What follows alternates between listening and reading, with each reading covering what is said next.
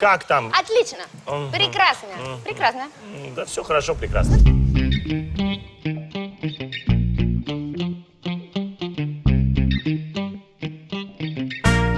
Наталья Орейро – востребованная актриса, певица, дизайнер и общественный деятель.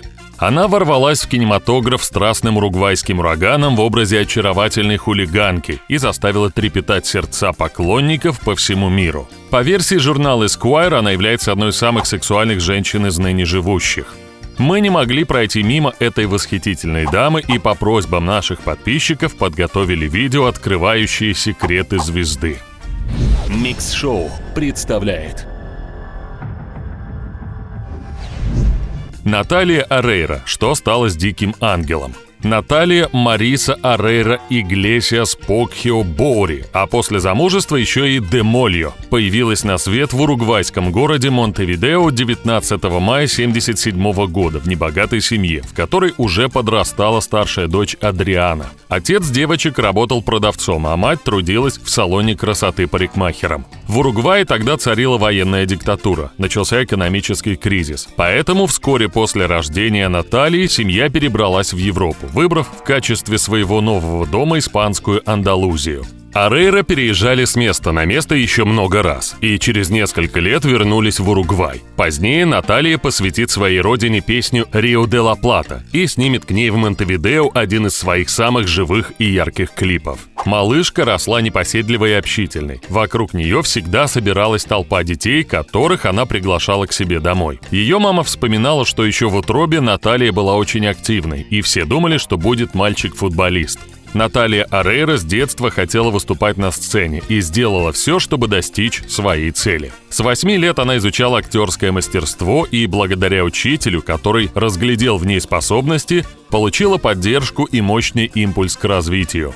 Природа одарила Наталью не только актерским талантом, но и отличными музыкальными данными. Еще будучи совсем маленькой, Наталья крутилась перед зеркалом, изображая певицу, в то время как микрофон ей заменяла расческа. Две важных составляющих успеха у Орейро, несомненно, были – талант и упорство. Слово оставалось за судьбой. В 11 лет Наталья увидела в газете объявление, что идет кастинг моделей для рекламного агентства. Отец согласился ее туда отвезти, и уже в 12 она появилась на телевидении в рекламе. За 2 года девочка снялась в более чем 30 рекламных роликах компаний Coca-Cola, Pepsi, Johnson & Johnson. Она также согласилась сняться в рекламе тампонов OB, после чего над ней некоторое время посмеивались одноклассники. В 1991 году 14-летнюю Орейро выбрали среди 10 тысяч претенденток для сопровождения бразильской телеведущей по имени Шуша в турне. Свой приз за победу в конкурсе «Автомобиль» Наталья продала, но от турне потом в итоге отказалась. Полученные деньги юная Орейро тратила на поездки в полюбившуюся ей Аргентину, куда ее сопровождала мама. Не пропуская ни одного значимого кастинга, она пробовалась во всевозможные телешоу. Благодаря энергии и напору в 93-м ей досталась маленькая роль в сериале «Высокая комедия». Тогда же девушка приняла судьбоносное для себя решение и, бросив школу, переехала в Аргентину. Спустя некоторое время ей досталась крохотная роль без слов в сериале «Непокорное сердце». Но юная актриса старалась использовать каждый шанс, когда на нее наводили камеру, и играла как можно лучше. На съемках Нати повстречала свою первую, но, увы, несчастную любовь – Пабло Эччари, с которым рассталась после 6 лет страстного романа. За это время они несколько раз расставались и сходились вновь, и все это перед объективами фото- и видеокамер. Ведь они стали одной из самых красивых пар в Аргентине. В юные годы после одной из вечеринок за способность пить и не пьянеть Наталья получила от друзей забавное прозвище «Кука» – «Кукарача», что в переводе с испанского означает «таракашка». Как не раз признавалась сама актриса, эта милая кличка ей очень нравится. После «Непокорного сердца» девушке предложили быть ведущей на телеканале MTV, но она отказалась. Вместо этого в 1995 году ее пригласили сыграть племянницу главного героя в теленовелле «Милая Анна». Талант начинающей актрисы начинает блистать всеми гранями, словно драгоценный камень. Кстати, любимый камень Натальи – аметист. В Древнем Риме его называли благословенным камнем, считая, что он приносит удачу и покой, успокаивает нервы и улаживает распри, но чаще всего является надежным средством против опьянения. 96-й принес Орейро одну из ведущих ролей в сериале «Модели 90-60-90». Но настоящая слава пришла после получения главной роли в сериале «Богатые и знаменитые» с аргентинской звездой Диего Рамосом. Надеюсь, тебе здесь хорошо. По правде не жалуюсь, но не терпится отсюда уехать. Почему? Жить в семье так хорошо. Да, очень хорошо, но мы идем завтракать. Режиссер и продюсер «Богатых и знаменитых» Густаво Янкелевич предложил Наталье роль и в своем следующем проекте – романтической комедии «Аргентинец в Нью-Йорке» 1998 года. В ту субботу мы собирались вместе пойти в парк, собирать листья, чтобы наклеивать их на листы бумаги и расклассифицировать. За которую актриса получила гонорар $125. В этой картине раскрылся певческий талант Натальи Орейро, и Янкелевич профинансировал создание ее дебютного альбома, который был назван просто «Наталья Орейро». Сразу после выпуска было продано около 140 тысяч копий диска, за что пластинка получила двойной платиновый статус. Незадолго до этого актриса начала сниматься в сериале «Касабланка», но он так и не вышел в эфир по финансовым причинам. Затем девушка получила приглашение сняться в сериале «Дикий ангел», который вышел на экраны в 1998 году. Ты имеешь в виду того высокого брюнета с прекрасной улыбкой? Да? Да, высокого брюнета с прекрасной улыбкой. С этого момента храбрая куколка, а именно так звучит оригинальное название сериала, начинает свое торжественное шествие по миру. Исполнители главных ролей Наталья Орейро и Факундо Арана стали суперзвездами, а сингл «Камбью Долор» произвел эффект разорвавшейся бомбы. Его любят, знают и поют вот уже больше 20 лет поклонники Натальи со всего мира.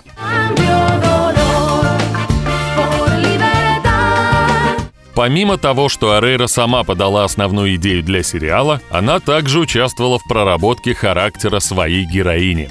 Интересно, что фирменную рубашку, повязанную на бедрах, актриса попросила добавить в образ Милагрос, так как комплексовала по поводу объема своих бедер. Между съемками Наталье удобно было оставаться в своем сериальном образе. Однако ее часто принимали за попрошайку, а таксисты отказывались ее подвозить. Кстати, в роли Чолито Орейро появилась и в другом сериале «Провинциалка», но всего на 3 минуты.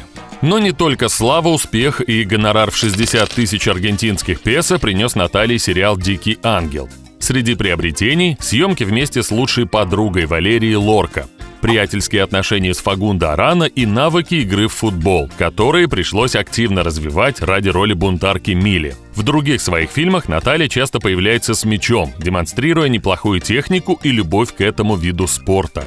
К чемпионату мира 2002 года она стала крестной мамой сборной Уругвая. Еще одним доказательством любви стала песня «United by Love», которую Наталья презентовала поклонникам к чемпионату мира 2018 года в России. В композиции о мире, любви и единении звучат слова на английском, испанском и русском. А аккомпанементом ангельскому голосу Натальи звучат балалайка и аккордеон. После окончания съемок в «Диком ангеле» Орейро записала второй сольный альбом «Tu Veneno», который в 2000 году буквально сметали с прилавков. По всему миру продано более 3,5 миллионов копий. За эту работу Наталья была номинирована на премию «Латин Грэмми» в категории «Лучший женский вокальный поп-альбом», но проиграла Кристине Агилере. В январе 2001-го Орейро отправилась в свое первое масштабное турне. Среди стран, которые смогли насладиться ее творчеством вживую, были родной Уругвай, Чили, Венесуэла, США, Колумбия, Испания, Турция, Россия, Греция, Чехия, Венгрия и другие. В это же время красавица обрела долгожданное женское счастье. Ее избранником стал 41-летний музыкант Рикардо Мольо, с которым она познакомилась на занятиях по йоге. Свадьба состоялась в канун нового 2002 года на яхте у берегов Бразилии, вдалеке от глаз общественности. В знак своей любви молодожены сделали вместо колец татуировки на безымянных пальцах. Супруг Натальи внешне очень похож на российского исполнителя Стаса Костюшкина, о чем звезда любит пошутить. Вообще у актрисы очень нежные отношения с Россией. Сериалы с ее участием имеют бешеную популярность, и она честно с улыбкой говорит, что душой-то точно русская. Эту связь она почувствовала уже в первый приезд в Москву, когда ее сразу окрестили нашей Наташей и просто завалили подарками толпы поклонников. Кстати, а кто из вас хорошо знает историю зданий Москвы? Здание Центрального телеграфа было спроектировано и построено почти 100 лет назад, в 20-х годах прошлого столетия. Официально оно именовалось Домом связи имени Подбельского. Здание построил инженер и архитектор Иван Рерберг. В программе «История зданий Москвы» на RTVI расскажут об истории проектирования здания, о его функциях. Вы узнаете, как, например, рабочие помещения были совмещены с жилыми. Ведущий расспросит руководителя проекта обновления Центрального телеграфа. Он расскажет, что ждет здание в ближайшем будущем. Ссылку на этот выпуск вы найдете в описании, а в комментариях обязательно поделитесь впечатлениями. В 2002 году Наталья порадовала поклонников новой большой работой на телевидении. На этот раз дива кардинально поменяла имидж, представ в образе рыжеволосой красавицы Качорры. Он что, хочет предложить тебе крупную сделку? Думаю, нет. Кажется, ему нужно что-то другое. Неужели итальянцы любят мальчиков? Нет, дело не в этом. Примечательно, что в российском прокате фильм получил название «Дикий ангел. Возвращение» вместо оригинального «Качорра». Вероятно, это случилось из-за желания прокатчиков привлечь многочисленную аудиторию, покоренную историей Мили и Иво. Партнером Натальи в теленовелле стал знаменитый аргентинский актер Пабло Раго. Картина была принята одинаково хорошо как зрителями, так и профессиональным сообществом, которое отметило комедийный талант актрисы.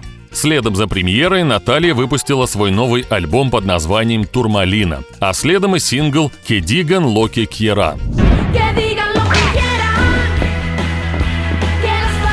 в котором предстает в образе Турмалины, суперженщины, сражающейся за экологию. Над альбомом работал латиноамериканский продюсер Кики Сантадер, ранее работавший со звездами мирового масштаба Марком Энтони и Дженнифер Лопес. Затем Наталья отправилась в одноименный концертный тур по 14 странам мира. Следующим шагом, показывающим еще и смелость Натальи, готовность ради перевоплощения на экране на многое, стала полнометражная картина «Клеопатра», вышедшая на экраны в 2003 году.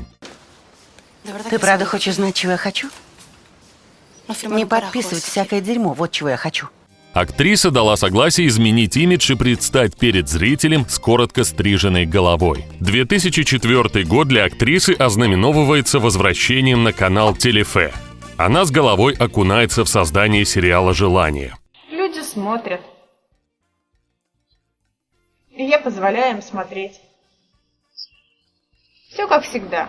Для перевоплощения в свою героиню, цирковую акробатку Кармен, Наталья занималась акробатикой и впервые предстала перед публикой в образе блондинки.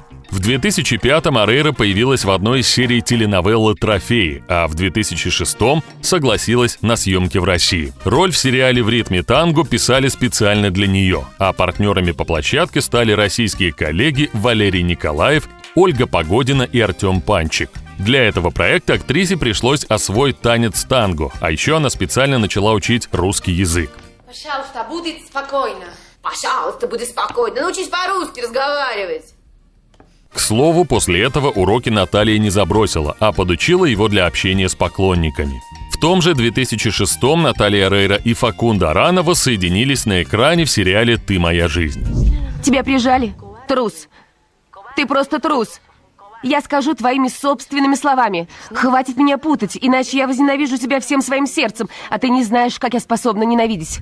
Как и всегда, актриса подошла к съемкам очень ответственно и перед их началом прошла курс тренировок с женщиной-боксером Марселой Акунья и своим мужем Рикардо.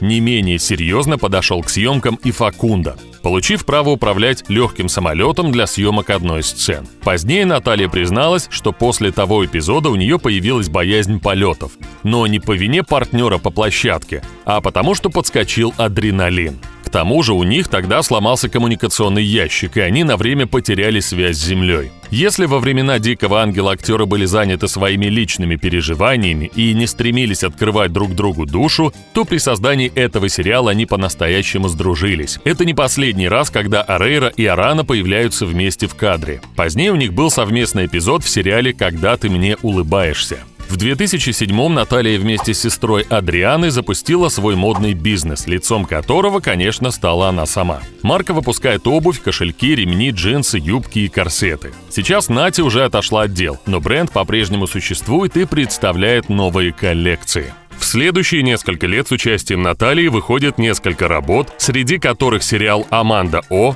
картины «Возможные жизни», «Музыка в ожидании», «Франция», «Мисс Такуаэмбо», «Моя первая свадьба» и драма «Подпольное детство», которая удостоилась номинации Испанской премии Гойя и была выдвинута от Аргентины на премию «Оскар» в номинации «Лучший фильм на иностранном языке». За свою роль в этом фильме Наталья получила несколько премий престижных кинофестивалей. В 2011 году проходили съемки сериала «Темный ангел». В оригинале он называется «Линч» по имени главного героя. По сценарию героиня Арейра почти не выпускала из рук пистолет, уходила от погони, воровала миллионы. Но Наталья очень тщательно выбирала, в каких сценах она может сыграть сама, а где потребуется помощь дублера. Все дело в том, что тогда она была беременна, а 26 января 2012 родила сына. Его назвали Мерлин Атауальпа, или по-домашнему Ата. С ранних лет мальчик появлялся на публике и привык к вниманию прессы. Совсем крохой он позировал вместе с мамой в фотосессии для ЮНИСЕФ, призывающей женщин к грудному вскармливанию. Кстати, еще будучи на 8-м месяце беременности, будущая мама снялась обнаженной, поддержав кампанию Greenpeace против вырубки лесов в Аргентине. Активную общественную позицию Наталья проявляла и ранее, став в 2011 году послом доброй воли в Аргентине и Уругвае.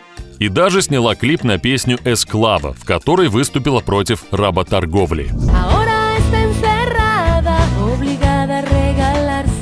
В 2013-м актриса снялась в фильме «Вакольда», повествующем о нацисте, который проводил бесчеловечные эксперименты над людьми в Освенциме, а впоследствии скрывался в Южной Америке. В том же году вышел комедийный сериал «Только ты». Он имел высокие рейтинги и был тепло принят критиками. Через год Наталья отправилась в турне по Восточной Европе под названием «Наша Наташа». Она выступила в общей сложности в 19 российских городах, а самый крупный концерт прошел в Олимпийском в Москве, собрав более 60 тысяч человек. Об этом туре позднее вышел одноименный документальный фильм. Еще в 2014-м прошли съемки видеоклипа на русскоязычную версию песни «Me muero de amor» под названием «Я умираю от любви», в котором снялся Факундо Арана. В мае 2015-го на экраны вышел сериал «Среди каннибалов», где Наталья сыграла жертву изнасилования, которая намеревается отомстить своим обидчикам. Нельзя сбежать. Ты знаешь, что нельзя сбежать. Я 20 лет пыталась. Вскоре пошли слухи о том, что на съемочной площадке Наталья закрутила роман с 37-летним Беном Викунья. В СМИ писали, что она даже решилась покинуть супруга Рикардо Молью и переехать к молодому возлюбленному. Драма состояла также в том, что ее избранник был женат и воспитывал 3 детей, которых он якобы оставил ради Натальи. Однако, несмотря на слухи, союз Арейра и Молью по-прежнему крепок. В 2016-м Наталья Арейра исполнила свою давнюю мечту и сыграла знаменитую аргентинскую певицу в картине «Я Гильда». Тебе нравится, что я пишу? Мои песни. Тебе нравится, как я одеваюсь? Песни Гильды или Джильды Наталья пела во многих сериалах, в которых снималась. А в «Диком ангеле» есть даже отдельная сцена на месте гибели певицы, поклонницей которой по сюжету была Милагрос. К выпуску фильма Арейра записала пластинку с песнями Джильды. За следующие пару лет вышло несколько киноработ Натальи. Фантастический триллер «Последние», комедия «Супер Крейзи», а в 2020-м она завела Инстаграм-аккаунт, где общается с поклонниками, в том числе и на русском языке. Став активным пользователем этой соцсети, Нати провела совместный эфир с Факундо Арана. Немногим ранее она записала видео, где поздравила с Днем Победы и исполнила песню «Нам нужна одна победа» Булата Акуджавы. А еще актриса и певица вместе с группой Бахо Фондо записала клип на песню «Будем танцевать», снятый в дистанционном формате. Очаровательная уругвайка и здесь передала привет России, частично исполнив песню на русском языке. Лейтмотив энергичного танго призывает не унывать и радоваться жизни. Крепкую связь с Россией латиноамериканка решила закрепить официально, подав документы на получение гражданства. На этот шаг звезду толкнуло нежелание переехать. По ее же словам, она этого делать не собирается, а из-за необходимости выразить свою признательность россиянам. Ну и, конечно, наличие гражданства существенно упростило бы ее концертную деятельность в России. В марте 2021-го Наталья Орейро появилась в криминальной комедии «Волшебная ночь». А в планах выход биографического мини-сериала «Святая Эвита». К сожалению, свет так и не увидел сериал «Гризель». В 2018-м выходил трейлер к нему, но основных съемок не было. Недавно Наталья порадовала зрителей выступлением с песней «Кезас, кезас, кезас» на кинопремии «Платино». А еще она стала ведущей телешоу «В Уругвае есть таланты». Сейчас состояние знаменитости оценивается в $10 миллионов. Некоторые российские издания сообщают, что гонорары артистки за гастрольный тур составляют от 800 тысяч до 2,5 миллионов рублей за концерт в зависимости от вместимости зала. Участие в сборном концерте стоит 35 тысяч евро. А желание пригласить ее на частное мероприятие обойдется организаторам в 70 тысяч евро. Наталья снималась в рекламе косметических брендов, таких как «Черный жемчуг», «Лореаль», «Палет», «Эйвон». Также она продвигала продукцию Lay's и многих аргентинских компаний. А еще становилась лицом бренда одежды «Зарина». В ролике «В Россию с любовью», который одновременно является и музыкальным клипом, Наталья Орейро приезжает в село Орейрово, где живут ее поклонницы. Много лет актриса и певица жила в двухэтажном особняке XIX века в престижном районе Буэнос-Айреса. Интерьер дома представлял собой сочетание, казалось бы, несочетаемых стилей. Японские мотивы, колониальный стиль, балалайка на стене домашней звукозаписывающей студии, стеклянный пол в гардеробной, яркие цвета мебели и абстрактная графика на полу. Настоящая эклектика. На территории сад, бассейн и пруд с кувшинками. К сожалению, этот дом Наталье с семьей пришлось оставить после того, как в интернете стал известен его точный адрес. Звездную чету стали осаждать толпы поклонников, заваливая ворота виллы мягкими игрушками, оставляя послания и пытаясь лично пообщаться. Новый адрес хранится в строжайшем секрете. Известно лишь, что семейное гнездышко расположено в северной части города и представляет собой двухэтажный особняк площадью 600 квадратных метров. Лишь на страничке Натальи в Инстаграм можно увидеть, что она осталась верна своему стилю. В доме ее окружают яркие цвета и антиквариат, который она просто обожает. В саду рядом с особняком могут свободно гулять домашние любимцы – кошка Рона и собака Юпитер. Наталья заявляет, что не считает себя примером и не хочет быть им. Однако очень часто в письмах поклонников она находит признание, что вдохновляет людей. Ей много раз говорили, что короткий разговор или песня на концерте давали импульс к тому, чтобы изменить жизнь к лучшему. Начать учиться тому, что раньше казалось неисполнимым, или переехать в другой город ради своей мечты. Упорно трудиться, верить в себя и не бояться перемен. Вот рецепт ее успеха, которым она щедро делится с нами. Кстати, недавно певица и ее сын получили гражданство России. Как вы думаете, в чем секрет такой популярности Натальи Орейро в России и странах СНГ? Если вам понравилось видео, ставьте лайк, а также подписывайтесь на канал, чтобы не пропустить много интересного.